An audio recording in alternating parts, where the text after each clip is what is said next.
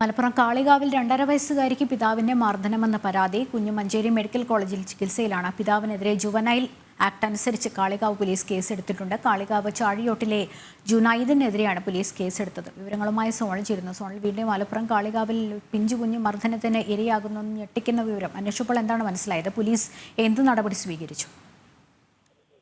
ലക്ഷ്മി, ഈ നിലവിൽ ഈ കുട്ടിയുടെ ആരോഗ്യസ്ഥിതി തൃപ്തികരമാണ്. കാര്യമായ പരിക്കുകളൊന്നും തന്നെ ഇല്ല എന്നുള്ളതാണ് പോലീസിൽ നിന്ന് ലഭിക്കുന്ന വിവരം. എന്നാൽ കുടുംബം പരാതിയുമായി രംഗത്തുണ്ട്. കാളികാവിലാണ് ഈ 2.5 വയസ്സുകാരിക്ക് വീണ്ടും ഈ പിതാവിന്റെ പക്കൽ നിന്ന് മർദ്ദനമേൽക്കുന്ന സാഹചര്യമുണ്ടായി എന്ന പരാതി വരുന്നത്. കുട്ടിയുടെ അമ്മ തന്നെയാണ് പോലീസിൽ പരാതിപ്പെട്ടിട്ടുള്ളത് എന്നുള്ളതാണ്.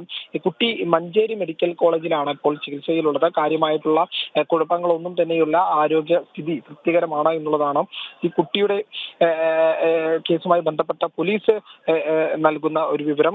കാളികാവ് ചാഴിയോട്ടിലെ ജുനൈദാണ് പ്രതി എന്നാണ് പോലീസ് പറയുന്നത്. ഇയാളെ പോലീസ് കസ്റ്റഡിയിൽ എടുത്തിട്ടുണ്ട്. ഇയാൾ മർദ്ദിച്ചു എന്നുള്ള ആരോപണത്തിന്മേലാണ് കസ്റ്റഡിയിൽ എടുത്തിട്ടുള്ളത്. പരാതിയുമായി കുട്ടിയുടെ അമ്മ ഉൾപ്പെടെ രംഗത്തുണ്ട് എന്നുള്ളതും പ്രധാനപ്പെട്ട കാര്യമാണ്. ഇയാൾക്ക് ഇതിനു മുമ്പും ഒരു കേസ് നിലനിൽക്കുന്നുണ്ട് എന്നുള്ളതും പോലീസ് അറിയിക്കുന്നു.